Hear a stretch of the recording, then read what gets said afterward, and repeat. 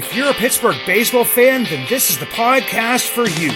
Make your way down, grab a beverage, and get ready to talk Pirates with myself, Craig Toth, and Scott Jackson, two of the biggest fans you'll ever meet. This is Bucs in the Basement. Now I see the changes in this town. They change, they say one thing, but then the next day it's different. They change, but they don't know what they want. All they do is change. Going left, going right, travel day, travel night. That's where we'll go.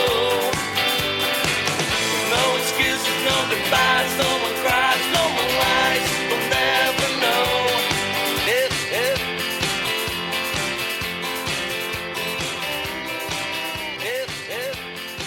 I kind of like recording our show a couple days after the Pirates make moves so we can take it all in, make some assessments, not make, knee-jerk reactions to the stuff that happens, because if you'd have seen my text or my DM to Scott immediately following the Adam Frazier news, probably be having a little bit of a different show.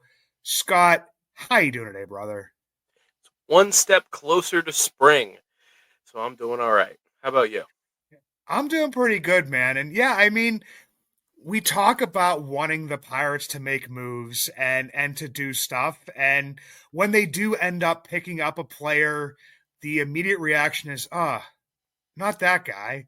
I wanted the other guy. I wanted somebody else. Somebody who maybe even is in the same ilk or from the same vein as like an Adam Frazier, but it's not the player that they want. The Pirates make a few moves, if you want to say a flurry of moves, based upon what had been happening over the past couple of weeks. Ryan Baracki back on a minor league deal, something that had been mentioned across Pirates social media off and on. Kind of seemed like, maybe a good move to make for them. Adding another bullpen arm, a lefty, Mr. Meza, another guy who could hit, could not hit. We don't know. He pitched pretty well a couple years ago, didn't pitch very well last year.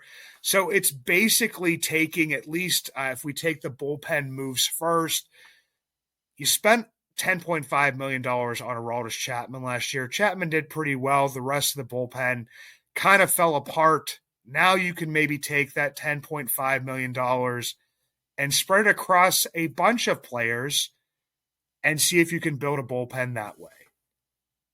Which I think is probably the better way to go, because even for $10.5 million, you have a future Hall of Famer in Aroldis Chapman, but he wasn't the lockdown setup guy and eventually de facto closer that you would want for $10.5 million when you're not even hardly paying, your top position players that kind of money. But yeah, Tim Meza, an established arm, kind of a middle of the road guy going into his age 33 season, split last year between Toronto and the Yankees. Beginning of the year wasn't so great, but kind of stabilized by the end. Nothing crazy, sinker slider guy, ground ball pitcher. Fastball sits in that like 93 and a half range. So you have to put together the bullpen. And like you said, we social media, Pirate Twitter has been saying, please, for the love of God, just make a move. And it's like, oh, hey, we signed Adam Frazier. Well, not that move. Anybody but him. But to be honest, when he was with the Pirates before, I enjoyed watching him, but I was excited that they sold high on him when they did. It was one of those obvious opportunities where you're like, okay, this is the highest that this guy is gonna be. Get the most that you can for him. And now they're trying to run it back. You need guys that can make contact, guys that can get on base. And so hopefully he can be that depth lefty piece, that utility guy. Alex Stumpf is reporting, according to his sources, that they don't see him as the fix in the outfield. So that made me feel a little bit better. And like we were saying before we went and started recording, $1.5 million. If it doesn't work out, it doesn't work out. You cut bait, you move on. They've got a million middle infielders just next up. Yeah, you can just kind of churn through those guys. And that was what my immediate reaction was is, citing Adam Frazier, who's primarily a second baseman, can play, a little bit of outfield, but, for the most part, his mark there doesn't have a ton of position flexibility in the infield. Has played some third base. I think he even got thrown at first base One game last year. For one game. So Yep. yeah, I mean, for the most part, he's a second baseman. And like I said, I was like, man, we have like 10 second basemen. Maybe I'm exaggerating a little bit, but you have a bunch of guys. I mean, you have Jared Triolo, who started at second base last year. IKF can move to second base. Nick Gonzalez, the presumptive, starter at this point in time, and then go down to like Alika Williams, Nick York, Billy Cook can play some second base. You have, Emmanuel Valdez, who you traded for from the Red Sox. But when and Scott is still counting, Spencer Horwitz. I think we're about, what are we at? Spencer Horwitz can play G1 Bay, I guess, if you want to. Mm-hmm. You're counting him. Technically can play second base. I mean, if you're going on the 40 man, you have Sung Chae Chang. I mean, we could go on and on with that. So I mean, we're to about 10 right there. But the commonality between a lot of those is that either they've come to the majors and maybe had some success in Nick Gonzalez's case, but still had under 400 plate appearances last year, had a 709 OPS. That was just below average. I think it was a 96 OPS plus. So he's like your most successful, most seasoned guy out of like who you have as like those second base guys. Because I mean, Jared Triolo right now played a lot of his time with, Cabrian Hayes being out at third base. You don't know what's going to happen with Cabrian. So you have Cabrian Hayes, injury last year. IKF before he came over, injury. Nick Gonzalez was down for around a month, I believe it was last year. So if one of those guys would happen to go down again, I mean, you're filling that with like the Alika Williams, the Yorks, the different things like that. I mean, Adam Frazier wouldn't be the worst person to put in that position to allow some of these younger guys who, in York, everybody said, well, I'd rather see York. Well, guess what? I think I'd probably rather see York too, just because he's younger. There's a little bit more upside, but there's also those bumps in the road that can happen. I mean, we just saw it with Jack Sawinski last year. Once we thought he had his footing, and then the bottom just absolutely fell out on him last year. I mean, Nick Gonzalez had a solid season, but going in with, okay, he is our answer. Like, he is our second baseman. Well, what happens if he starts to slip a little bit right there? Who are you going to lean back on? If Nick York then comes up and then he starts to slip because he gets, doesn't hit the ground running as a rookie, having Adam Frazier kind of in that position to not really be counted on or relied upon, but it's almost like that break in case of emergency, that veteran lefty bat off of the bench. I can't really be too upset about this. And like I said to you before we hopped on here, we had talked about, the needs of this team. Obviously, there's still that glaring hole in the corner outfield spot. We'll say right field because, Brian Reynolds played left field last year. Everybody knows I want to move Brian Reynolds to right field. But let's just say the outfield spot. There was those holes in the bullpen. You wanted to see some more depth, or at least, some players brought in for that. I mean, Ben Cherington has brought in how many guys so far? I mean, on minor league deals, major league deals. I mean, he is putting as much depth as possible as you can with that bullpen. And then after that, I said, backup middle infielder to provide that depth so you aren't just turning straight to Alika Williams or straight to some of these younger guys. And heck, for me, I said even just like a a starting pitcher. They're stretching Caleb Ferguson out, but I mean, lightning striking twice of, going from Jones to Bubba. Yes, can it happen? But I mean, I also don't want to put that pressure on Bubba either. So it's a long winded way of me saying Adam Frazier, definitely not a sexy move. Definitely not, the move that we were all looking for. But it's also not causing us to maybe rely on guys before they're ready or in case they have some sophomore slump.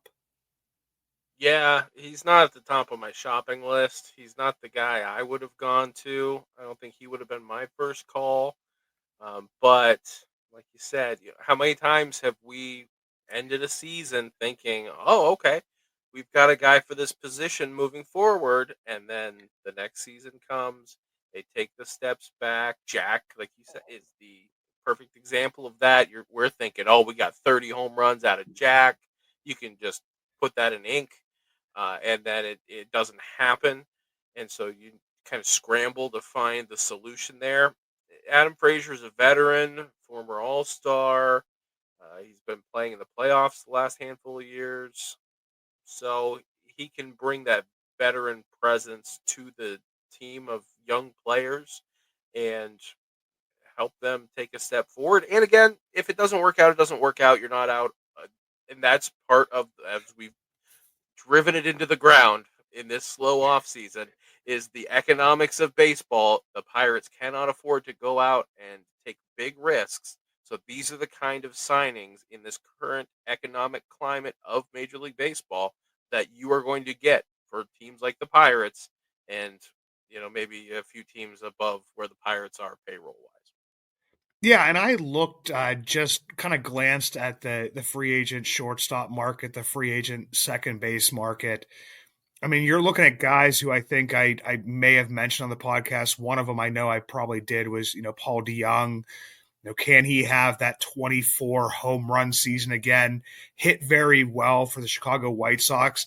They were pleasantly surprised by it. Didn't help out their team a whole lot, but you're looking at him. You're looking at like a Kike Hernandez. Not a ton. I mean, there's risk. There's not a ton of upside with any of these guys. So I mean, that's kind of where Adam Frazier falls into. Definitely did not have a great season with Kansas City last year. I think you mentioned a 202 batting average, 4 home runs. Just really, saw his K rate go up above wherever it had ever been in his career.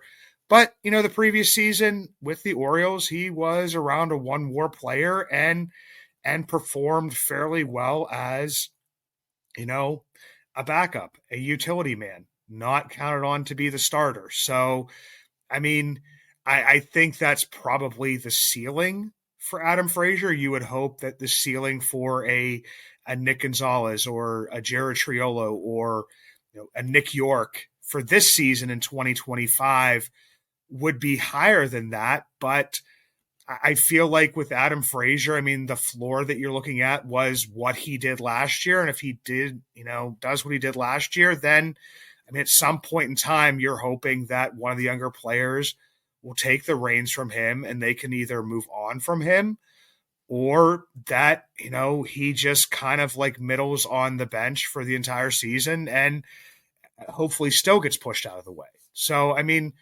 1.5, Adam Frazier, it is what it is. It's a move and it's not the, like I said, the sexy move. It's not the part of the building that you want to see, but it's kind of a necessity when you have, this young of a team. And sure, I mean, you could have taken a risk on, you could have taken a risk on Kim and you don't know what his shoulder looks like. You could take a risk on, I saw like a Jorge Polanco.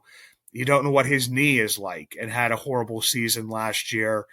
And, one of them's getting 13 million, the other one's getting 7.5 million. That doesn't work out for a team like the Pirates. I don't know what you're doing to move on from that. You sign Adam Frazier for 1.525 and it doesn't work out. Mhm. You Todd Frazier him.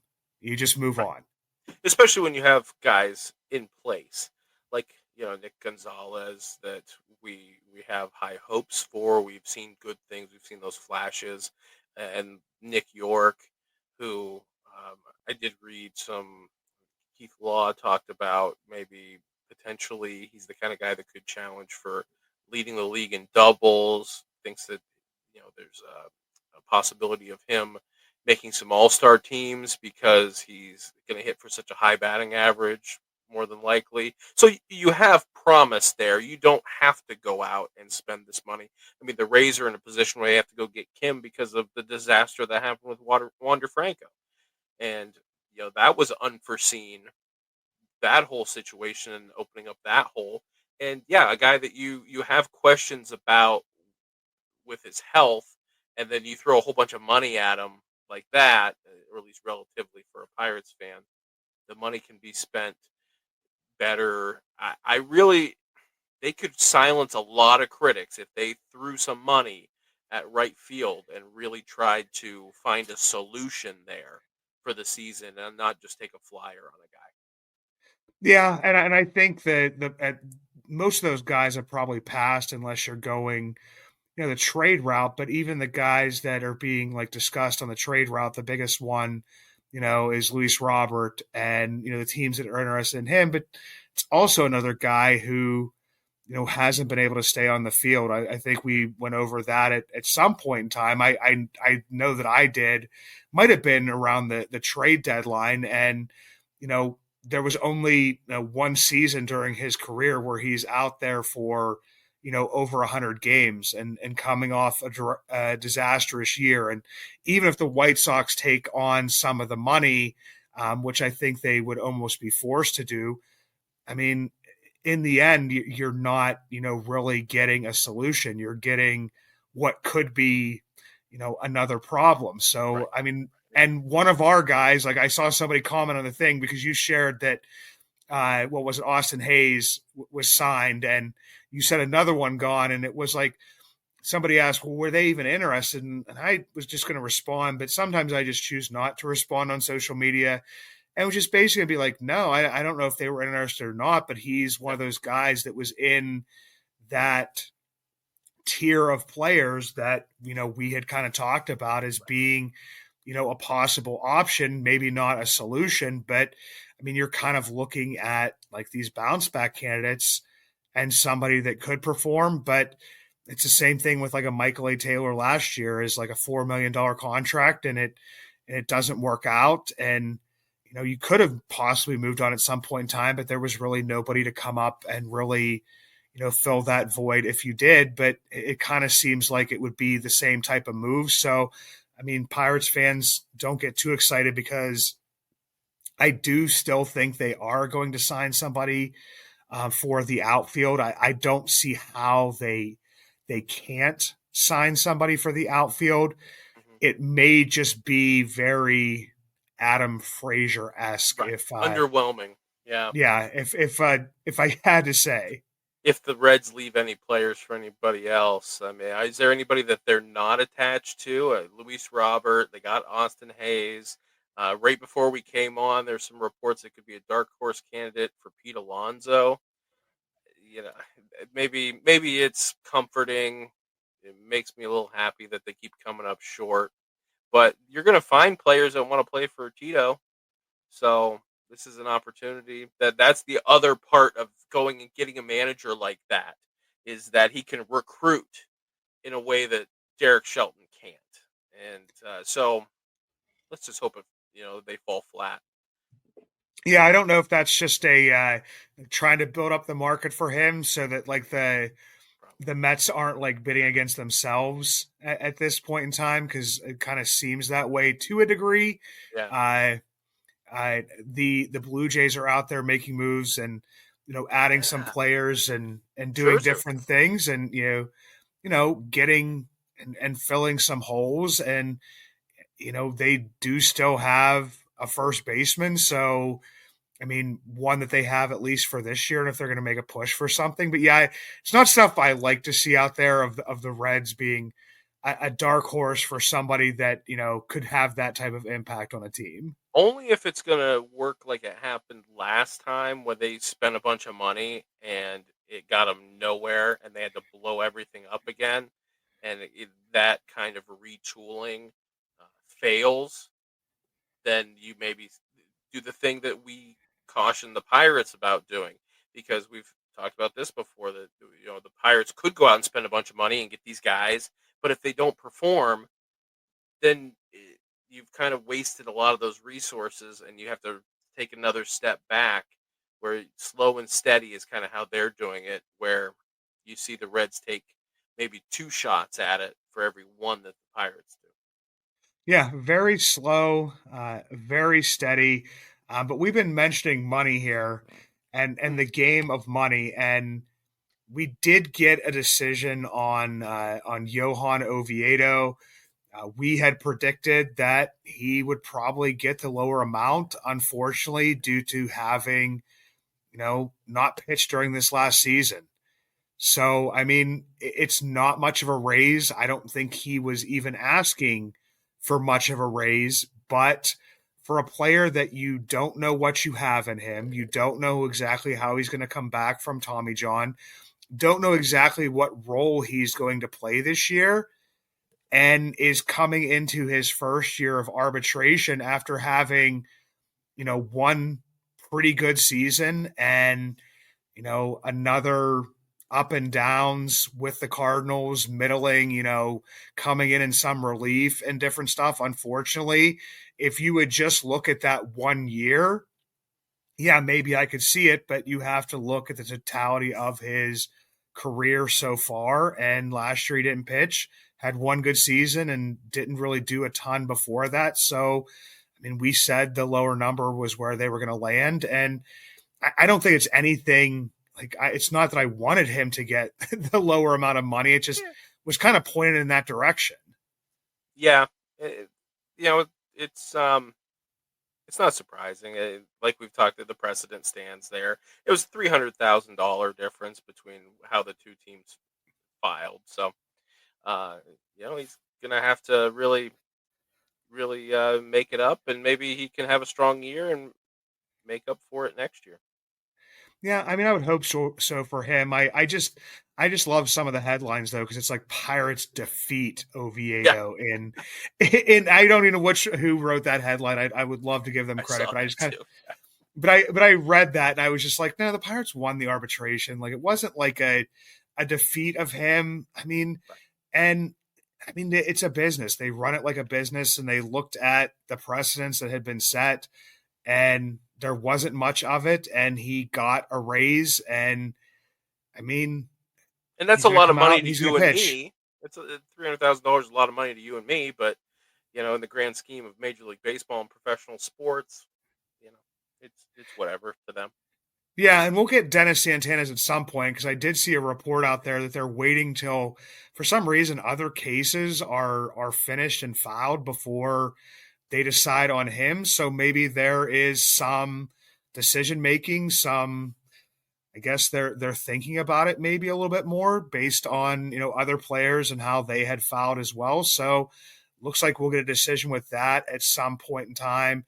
But for now, I mean, Johan Oviedo was always going to be a part of the 2025 Pirates. We do know what his salary is now, and then basically trying to figure out what his role is going to be and how he's going to come back from Tommy John, because I mean that's what we're moving towards here now, is we're actually moving towards the season. In a few weeks here we're going to be able to talk about actual baseball games. In 2 weeks we're going to be able to talk about at least those grainy photos that every single beat reporter is going to be taking from behind like screens and stuff, and how guys look like they're in the best shape of their lives. But I mean, that's just kind of like getting the business stuff out of the way and moving towards that.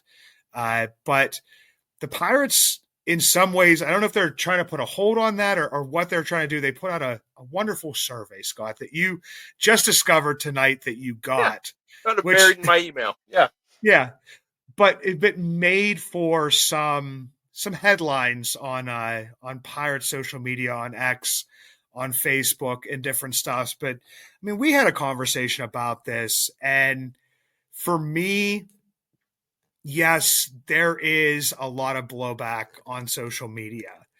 But for the most part, I mean, I saw this more as a barometer, a litmus test for the Pirates organization to speak to or get feedback from the common fan. We know that I don't believe every single Pirates fan got this. We also know that not every single Pirates fan either has social media, interacts with people on social media, is in tuned or insane about the Pirates as much as myself and Scott and other podcasters and writers out there, and don't know the ins and outs of what's going on with the team. So just taking a general, how we doing? What do you think might need to improve?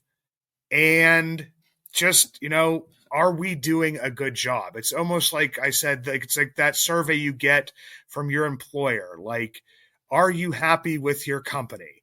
And obviously the vocal piece of this, and what we've seen across Pirate social media is going to be, it's not going to be good for this type of thing, because you have those people that are either tuned in or will comment negatively or positively about every single thing that's put out there. And it's not really a picture. I mean, as I've talked about before, and as myself and Chris used to talk about all the time, is social media is not real life. Like it is, and especially within the Pirates organization and within Pirates fandom, it is a very small subset of fans. Mm-hmm. I mean, if you think about it, the largest groups on Twitter or on Facebook or whatever have like maybe like 20,000, 30,000 people, quote unquote, following that group or engaged with that group. I mean, so like you at some point in time do need to see, okay, we saw a protest at Pirates Fest. We see all of this stuff going across social media and stuff. How does the Pirates fan in general think we're doing? Yeah. I think that that's what it is. It's a nothing burger to me. Yeah, I think it's something that they typically do in the off season to get a barometer to kind of feel out how the PR is going. I guess it's possible that they saw what happened at Pirates Fest and decided to run this to see if it's a bigger consensus across the people that are tuning. Because, like you said, obviously it would make sense to do season ticket holders because those are people that are actively spending the most money at the ballpark, I would imagine. Also, people who are Pirates insiders on the mailing list because they have the ability to reach out to them. Now, they must have already either I waited too long to find it, or they already got the answers that they wanted because it says that the survey is not currently active. When I went to fill it out, I thought it'd be fun to Oh goodness. fill it out on the podcast here. But I think that that's probably more the idea of these people that are a little more tuned in to the fan or to the team. What are they thinking? What are their thoughts on that? Because those are the people that are going to sign up for the mailing list. It's not like the days where you'd be walking around the mall and somebody would come, an intern would come up with a pad and a pencil and ask you some questions and just grab a random person off the street and get their feeling. That would be a more true barometer of how the market feels. So I think that if they are trying to, maybe that is the closest to being reactionary that it is, seeing the billboards, seeing the protests, seeing the people speaking up during the events and saying, okay, well, we've got a few people that are actively saying this and taking these steps and spending money to demonstrate in this way. How much of the fan base actually feels this way, and do we need to fine tune our outreach, our public relations to counteract that sentiment? Yeah, because I can tell you the majority of Pirates fans that I interact with outside of social media, like don't even like I said, don't even have social media. Don't even read the types of stuff they'll read. Some articles, they'll watch the games, they'll do whatever. So it's like more of like like I said, the diehard fans that are on there and refreshing, X to see what moves are going to be made, different types of things like that. I mean, obviously that blowback and that feedback is not going to be good for now. I mean, in the end, like for me, like I said, we're moving towards the season. This is Yeah. just kind of one of those blips that happens, and it happens a lot every offseason. They send out a survey every offseason. Some of this had more poignant questions about, moving towards winning baseball and different stuff like that. But for me, it was just like okay, in the end, like you're going to have your team on paper. It may not look like the best team. Um, let's see how it plays out. Like we've mentioned before, last year the Pirates were ranked as by like a few lists as having the top like 5 bullpen in all Eh, of Major League Baseball, and then they end up with a bottom 5 bullpen in Major League Baseball. I mean, eventually the games are going to have to be played. So, I mean, everybody go out and get your clicks by, talking about the survey and taking the yeah. survey and doing whatever you need to do. But for me, it to me, it's like, I don't know if even if they got a flood of "we are not happy" types of things, that it would change and they would Yeah. do anything any differently. I think they like to stick to the plan, but you also have to take into account where we're at. It's towards the end of the off season. Was it Batman that said it's always darkest before the dawn? So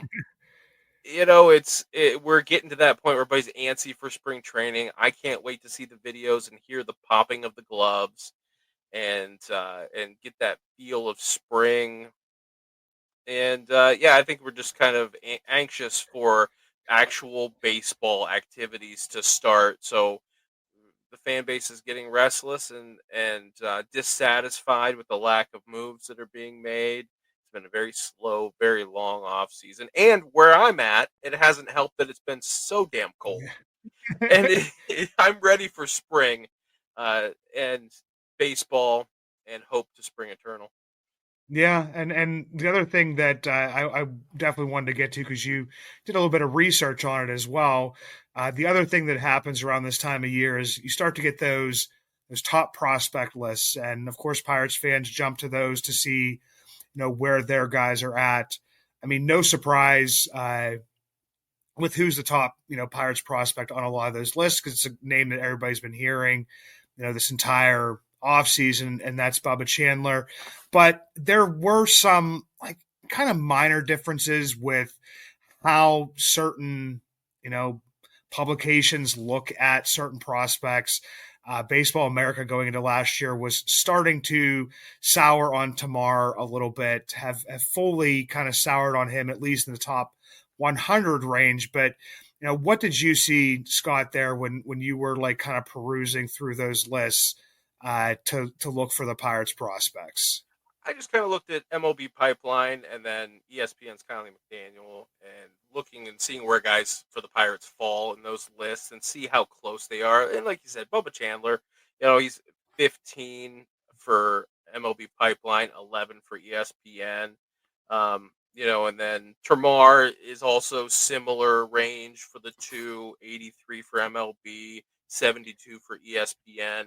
Now, one who I'm excited for, and he's a little ways off, that had a big difference between the two lists, Connor Griffin. And you and I, because we're plugged in with the system and we're paying attention to the interviews and hearing things and trying to watch video, see just how how yoked he's going to be going into this season and putting on all this muscle.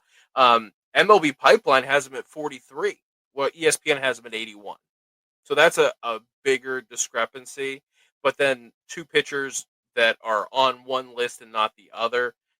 MLB has Thomas Harrington at 80, and ESPN doesn't even have him on the list.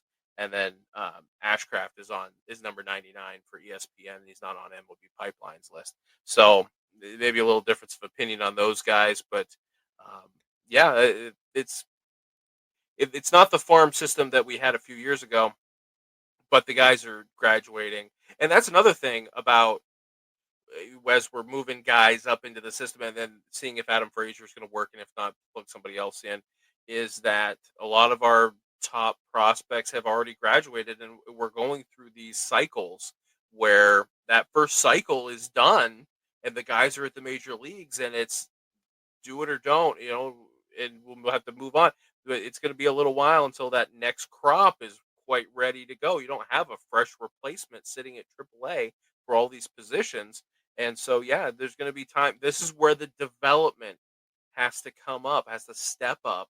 And they need to take some of these guys who are maybe fringe prospects and take them to the next level and actually do the thing that winning baseball teams and winning organizations have to do. And sometimes you have to turn a middling prospect into somebody who's actually going to produce for you.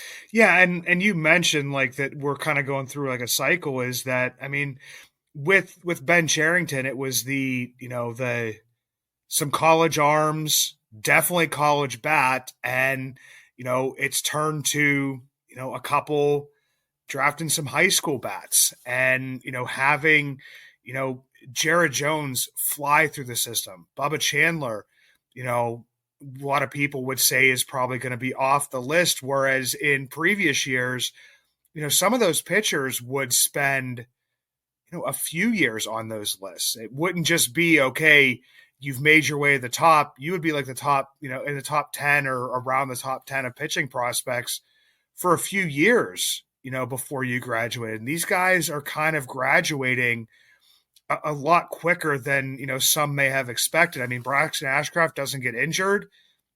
He may have enough time under his belt to not be on that list. So, I mean, I do put some, like, it'd be nice to have, 7, 8 guys, on that list every single year.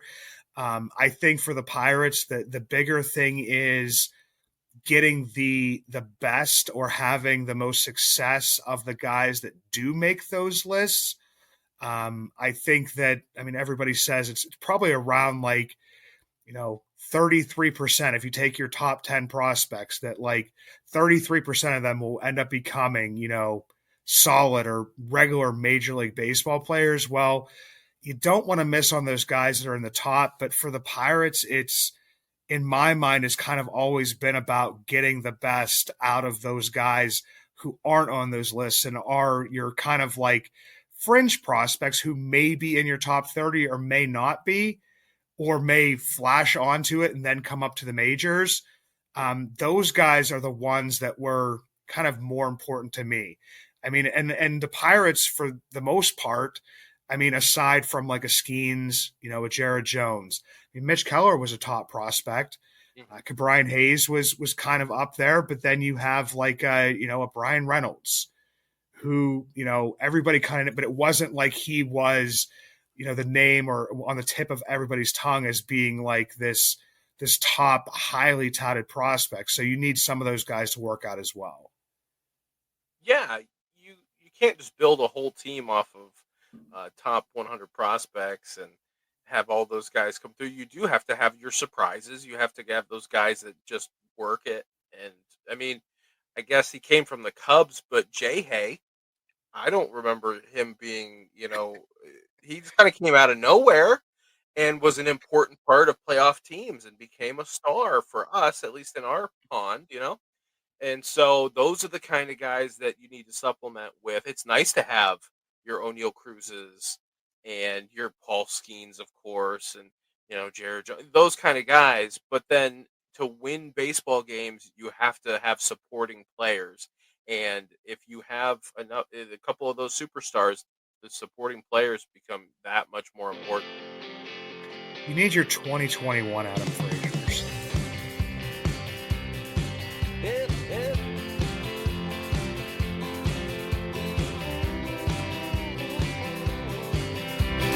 Now I see the changes in